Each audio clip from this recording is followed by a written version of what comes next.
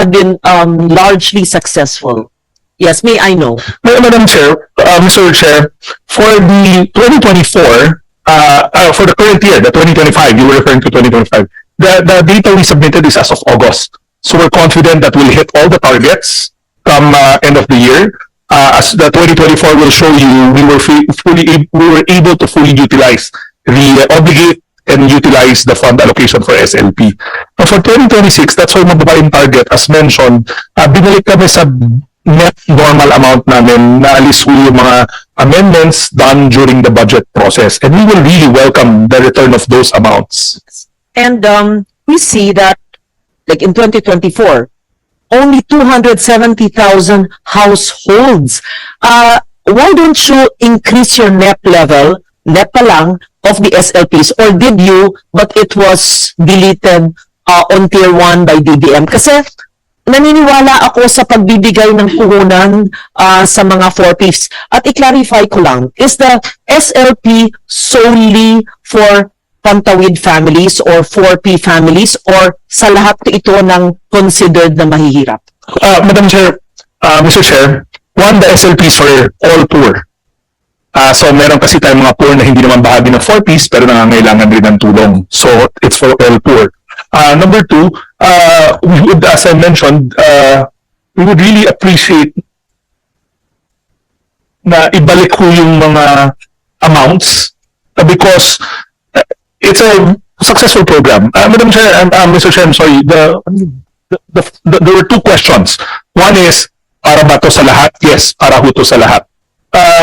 I'm sorry, I'm having... It's not we have proposed during our Tier 1, but it was not granted. Our proposal for Tier 1, Tier 1 kasi is normal.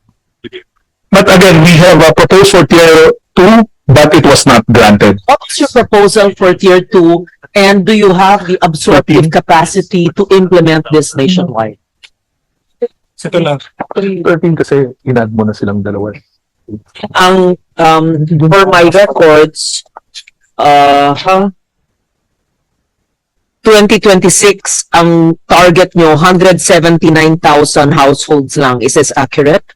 Yeah. What was your proposal for Sustainable Livelihood Program?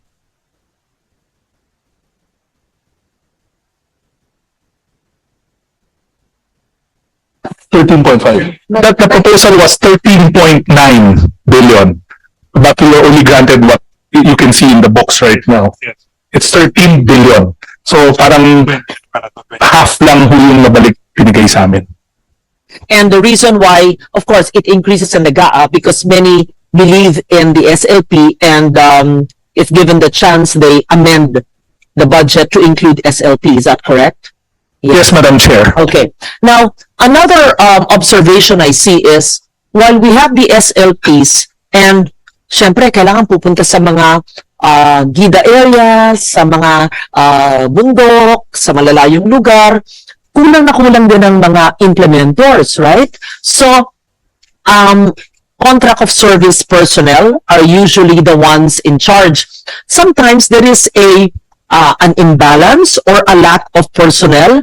Like there was a year, I'm not certain if it's during your term, Secretary, I had to, for 2-3 years, amend the budget of my province so that there could be contract of service staff to implement the SLP, Sustainable Livelihood Program, which I amended. In short, ina-amend ko na yung programa, pati ang tao na mag-i-implement, ina-amend ko pa yung contract of service kasi nobody will implement. Is this a unique situation in my province or it happens in many places? And why does it happen? Do we really lack the personnel, plantilla, and is it pending in DBM? I'm trying to solve this problem. I'm not trying to make it difficult for you or trying to give you the problem, but these are the problems I've seen in past years. Madam Chair, if I can recall, the good senator and I had the discussion about staffing. It was in the crisis intervention unit. Sa AIX po yun yung ginawa, hindi ho sa SLP. They also, maybe not during your term, amended the budget to include contract of service to implement SLPs. Maybe when I was called before you became secretary. But there's always this misunderstanding of employees. Marami ho kami. We have 39,000 employees out of 43,000, but it's the type of employees that we need.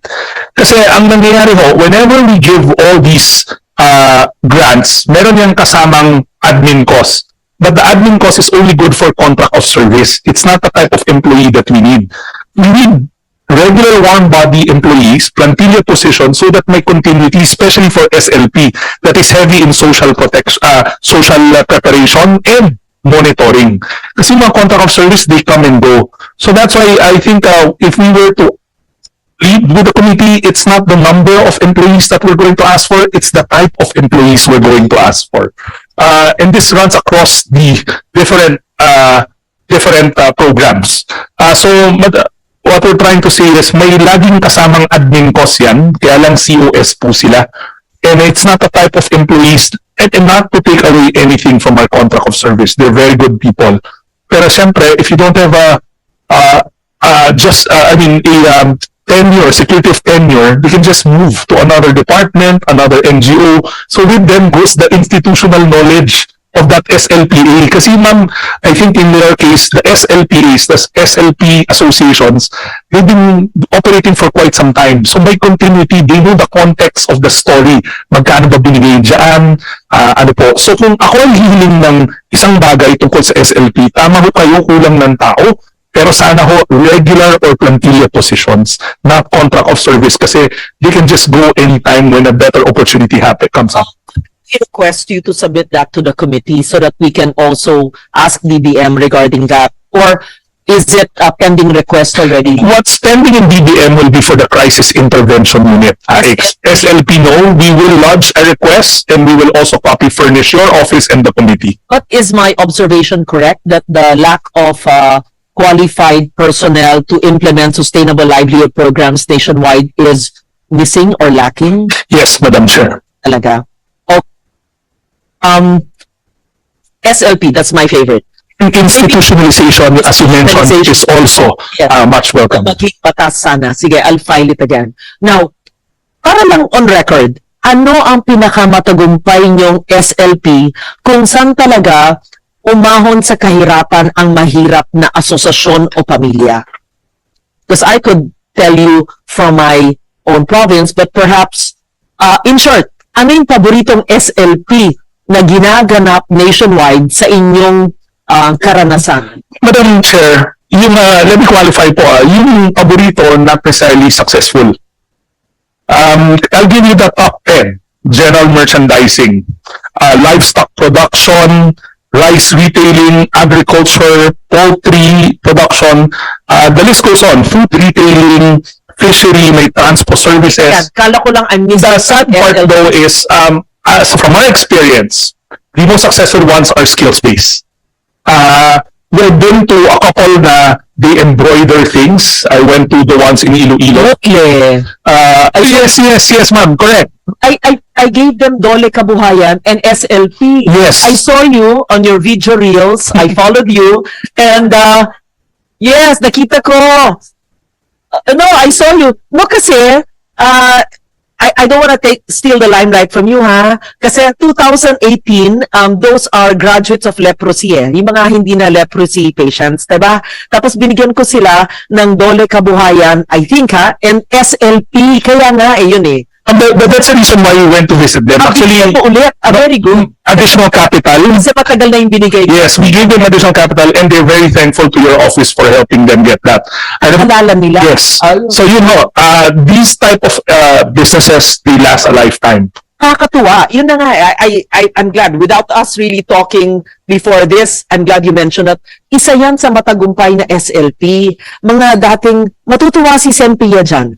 Dating mga leprosy patients. And ngayon, they're in one huddle in a, not monastery. Yes, no, ano yun yung leprosy center.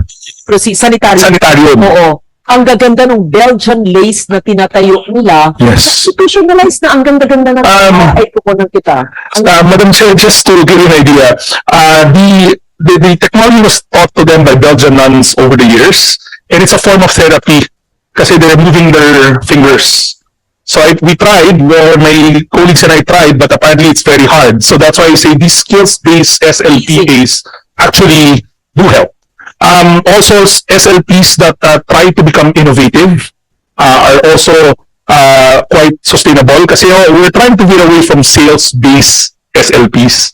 Ayaw na ho namin yung saris, hindi ho tatanggalin anything to sari-sari stores, but the survival rate kasi ang dami na, minsan dikit-dikit na sila, and the mortality rate of these businesses are quite high. Isa pa, yung Asilo de Molo. Asilo de Molo ba yun? Pero mo kayo siya dito. Punta. Sa ano din? Hindi soup, hindi mo lang pagkain. Yung sa Iloilo din, mga nananahin nag-embroider din, hindi Belgian lace gaya sa leprosy sanitarium sa Woodley, ay ito sa Asilo de Molo, SLP din. Yung mga madre, fina-farm out nila sa mga kababaihan, gumagawa naman ng embroidered handkerchiefs at mga stole ng pari. Madam, I think from our experience, SLP, kasi nakakikita ako ng mga skills-based o mga crafts, gustong-gusto kong bigyan ng SLP. Yun. skills-based, I think I had this discussion also with the good chairman, the skills-based SLPs, I think, are more sustainable, and the ones that are venturing into new horizons, no, compared to sales-based. Medyo mabigat rin sa sales-based in sustaining it. Okay. Another question from SLP, yung Pantawid Pamilya. Meron ba tayong updated na figures? Ilan talaga ang mga pamilya na yung universe ng Pantawid Pamilya? Per my records, the annual 40 targets range from, is this correct? 4,048,900 to 4,404 households? Is this... Oh, you mean 4Ps? Oo. Ma'am, 4Ps in the Philippine Development Plan target is 4.4 million. Now, at current rate, as mentioned a while ago, we only have 3 million in the active database. So, what is this target? Is it a DSWD target 4,048,900 to 4.4 million households? That's your target, but yung active ninyo is only 3 million. What Yes. happens to the 1.4 million? Are they an invisible, vulnerable population? What happens to them? 4.4 is, yan po yung target based on the Philippine Development Plan. Now, since 2022 till now, we've been quite aggressive with case management, and we were able to graduate out of the program 1.4. Ito ho yung based on case managers, maganda na ho yung buhay nila, so pwede na sila mag-exit. The President's instruction when I joined the cabinet, even nung time ni Sen. Tulfo, was to make sure na yung karapat-dapat na sa programa, yung mga pwede na mag-graduate out na. In anticipation na pag pumasok yung CBMS, we get a new set of poor na pwede pa nating i-enroll. So, may mga graduate na dahil gumanda na yung buhay. Could we kindly, Secretary, explain for mag-graduate na? Because I think it was in the macro hearing when we, DBCC, when we talked about the outdated PSA statistics or figures on ano ba ang poor, yung 64 pesos a day na kinakain or yung 94 pesos a day na income. So, may we know ano bang ibig sabihin na nag-graduate na from being poor? Hindi na sila kasama sa Pantawid program because nag-graduate na. Pero ano ba yung basis ng poor natin? Ma'am, yung unang panahon, Yes. the original was listahanan. The department saturates. And then from there, we run a proxy means test to determine sino ang poor and non-poor. So, but that one stopped na because of the CBMS law, the Community-Based Monitoring System law that came into effect recently. So, we no longer do listahanan and we no longer do the proxy means at that point in time. Now, ano ho ang ibig sabihin nung paano ho namin sila pinapag-graduate out? As mentioned kanina, when I joined the department, tinuloy ko ho yung drive ni Sen. Erwin to make sure na yung pwede na mag-graduate out. At that time, ginagamit namin proxy means test pa rin. It's a tool developed by NEDA, that time NEDA, to run a test on a household. Kung ikaw ba, meron siyang mga indicators doon. Konkreto ba bahay mo? May appliance ka na ba? May sasakyan ka? So, at that time, nagulat kami na ang daming na-disenfranchised, millions. Yet when our social worker goes to the house, mahirap pa rin.